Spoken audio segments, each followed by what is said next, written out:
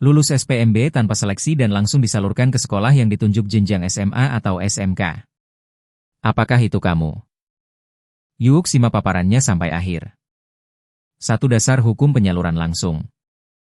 Berdasarkan Peraturan Gubernur Jawa Barat Nomor 9 Tahun 2024 tentang petunjuk teknis penerimaan peserta didik baru pada sekolah menengah atas, sekolah menengah kejuruan, dan sekolah luar biasa, Pasal 8 Ayat 1. Calon peserta didik dari keluarga ekonomi tidak mampu yang terdaftar pada data pensasaran percepatan penghapusan kemiskinan ekstrim, P3K, dengan tingkat kesejahteraan miskin ekstrim dan DTKS desil 1%12 disalurkan ke sekolah terdekat domisili calon peserta didik oleh Dinas Pendidikan Provinsi Jawa Barat melalui sistem SPMB. 2. Paparan Disdik Jabar terkait penyaluran langsung. Jalur afirmasi. Nah, ini Ibu Bapak seperti tahun lalu ya. Afirmasi dari keluarga ekonomi tidak mampu. Tahun ini sama, ada yang melalui penyaluran langsung. Artinya dari keluarga ekonomi tidak mampu, itu nanti mendapat informasi dari sekolah asal. Jadi Disdik mengirimkan ke SMP MTS data siswa yang disalurkan langsung. Disalurkan kemana? Ke SMA atau SMK, nanti ada tulisannya. Nanti oleh kepala sekolah SMP MTS akan dicek. Saya mendapat daftar nama anak ini ABCDE. Anak ini masih ada tidak ya? Jangan-jangan sudah keluar. Nah, itu nanti oleh kepala sekolah SMP MTS dilaporkan dulu ke Disdik. Ya, ini masih aktif semuanya. Baru nanti kepala sekolah SMP atau MTS memberitahukan ke orang tuanya, ayo daftar ulang. Nah, jadi mereka diterima di satu sekolah tanpa melalui seleksi. Nah, mohon itu oleh orang tua dimanfaatkan ya untuk mendaftar ulang. Nah, ini yang kita sebut dengan penyaluran langsung bagi calon murid yang ada di data P3KE ya. Penelusuran percepatan bagi keluarga ekonomi yang kemiskinannya tingkat ekstrim begitu ya. Jadi ada datanya di Dinas Sosial, dia berada pada desil 1 disebutnya, dari paling bawah persentil 1 dan 2 ini disalurkan, jumlahnya banyak sekali Bapak ya. Nah, ini tolong dimanfaatkan oleh masyarakat yang ada nanti di dalam data penyaluran ini. Nah, ini ya. Kemudian jumlahnya berapa? 25%. Jadi Bapak Ibu di satuan pendidikan bagi keluarga ekonomi tidak mampu sebetulnya diawali dengan penyaluran dulu. Kalau nanti ada yang tidak diambil, dia boleh mendaftar di tahap 1. Karena ini penyaluran nanti sebelum pendaftaran tahap 1 gitu ya.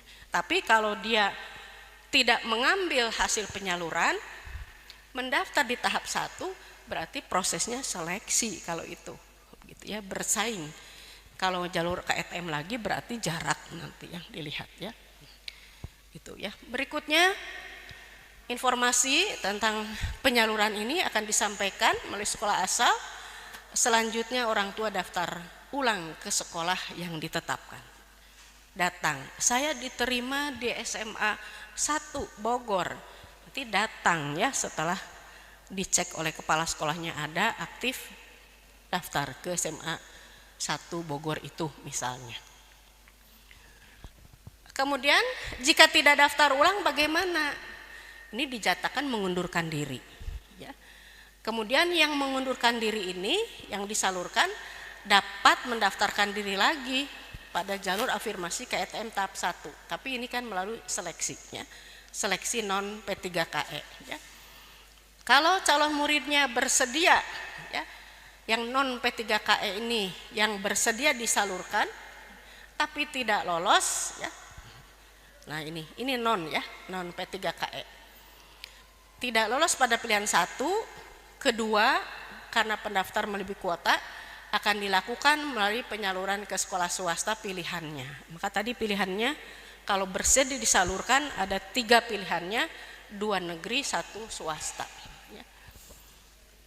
Kemudian jika tidak memungkinkan, ya, tidak diterima, tapi kemungkinan besar diterima ya. Penyaluran nanti berdasarkan hasil rapat koordinasi kepala cabang dinas dengan kepala SMA negeri dan swasta. Kalau sudah diterima ya di negeri ataupun di swasta melalui jalur KETM, baik pilihan sendiri atau penyaluran, ini tidak dapat mendaftar kembali di tahap 2. Jadi dikunci ya.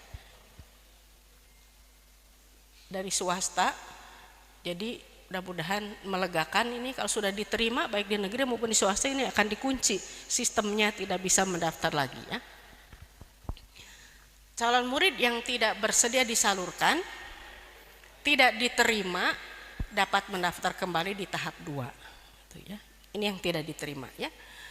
Kemudian bagi calon murid peserta didik berkebutuhan khusus, ya, ini penerimaannya berdasarkan hasil asesmen, ketersediaan tenaga pendidik, sarana prasarana dan kuota. 3.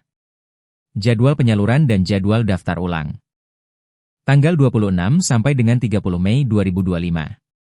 Penyampaian surat penyaluran dari Dinas Pendidikan ke SMP MTS. Verifikasi oleh SMP MTS keberadaan calon murid KET P3K. Masih aktif? Tidak.